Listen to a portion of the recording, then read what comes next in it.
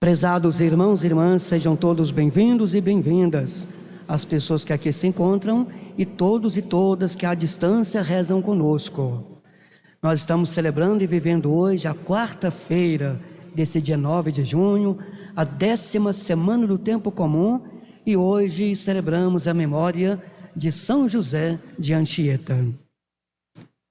O evangelho de hoje, Mateus, capítulo 5, versículo 17 a 19, nos ensina como observar a lei de Deus, de tal maneira que a sua prática mostre em que consiste o pleno cumprimento da lei. Mateus escreve para ajudar as comunidades de judeus convertidos a superar as críticas dos irmãos de raça que as escutavam dizendo: vocês são infiéis à lei de Moisés. O próprio Jesus tinha sido acusado de infidelidade à lei de Deus. Mateus traz a resposta esclarecedora de Jesus aos que o acusavam. Assim, ele traz uma luz para ajudar as comunidades a resolver seu problema. Usando imagens do cotidiano, com uma palavras simples e discretas, Jesus tinha dito que a missão da comunidade, a sua razão de ser, é ser sal e luz, como refletimos no evangelho de ontem. Havia várias tendências nas comunidades dos primeiros cristãos. Uns achavam que já não era necessário observar a lei do Antigo Testamento, pois é pela fé em Jesus que somos salvos, e não pela observância da lei. Outros aceitavam Jesus como Messias, mas não aceitavam a liberdade de espírito com que algumas comunidades viviam a presença de Jesus ressuscitado. Achavam que eles, sendo judeus, deviam continuar observando as leis do Antigo Testamento. Havia ainda cristãos que viviam tão plenamente na liberdade do Espírito que já não olhavam mais nem para a vida de Jesus de Nazaré, nem para o Antigo Testamento, e chegavam a dizer: anátema Jesus. Diante destas tensões, Mateus procura um equilíbrio para além dos extremos. A comunidade deve ser o espaço onde este equilíbrio possa ser alcançado e vivido. A resposta dada por Jesus aos que o criticavam continuava bem atual para as comunidades. Não vim a abolir a lei, mas dar-lhe pleno cumprimento. As comunidades não podiam ser contra a lei, nem podiam fechar-se dentro da observância da lei. Como Jesus, deviam dar um passo e mostrar na prática qual o objetivo que a lei quer alcançar na vida das pessoas, a saber, a prática perfeita do amor.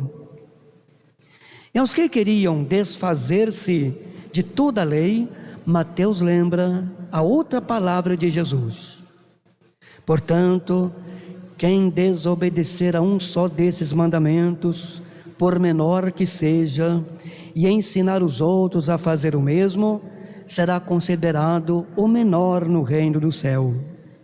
Por outro lado, quem os praticar e ensinar, será considerado grande no reino do céu.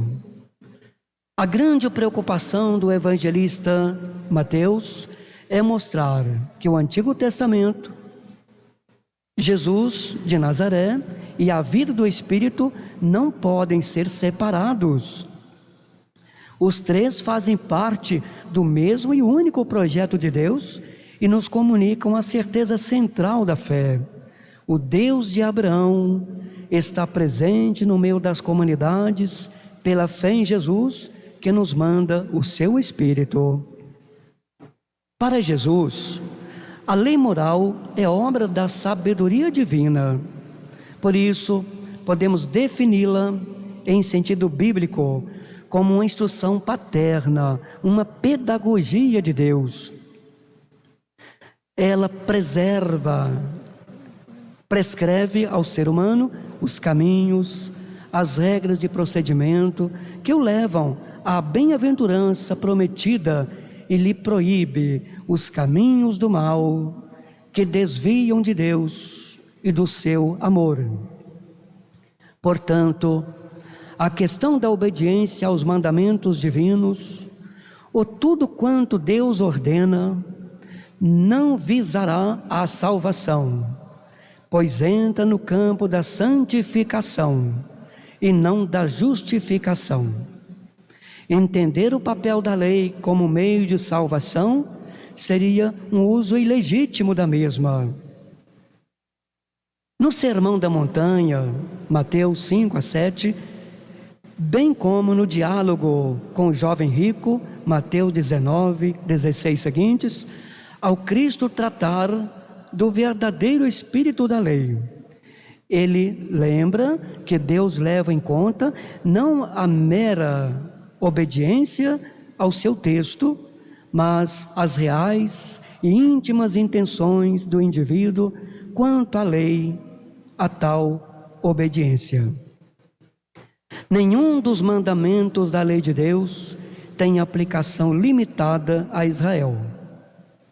O próprio princípio do sábado foi estendido aos filhos dos estrangeiros, Isaías 56, 2-8. E todas as pessoas de todas as nacionalidades têm necessidade de um dia regular de repouso.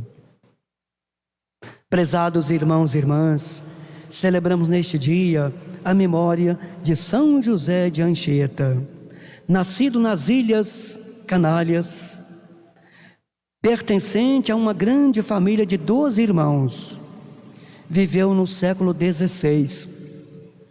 Por motivos de estudo, foi enviado para Coimbra, Portugal, local onde teve o primeiro contato com a Companhia de Jesus e com o testemunho de São Francisco Xavier.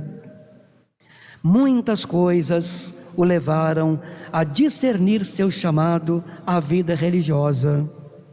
E aos 17 anos, diante de uma imagem de Nossa Senhora, ele fazia o seu compromisso de abandonar tudo e servir unicamente a Deus. José de Anchieta entrou na Companhia de Jesus em 1551, onde fez um noviciado exigente e mesmo com a saúde frágil, fez os seus votos de castidade, pobreza e obediência em 1553.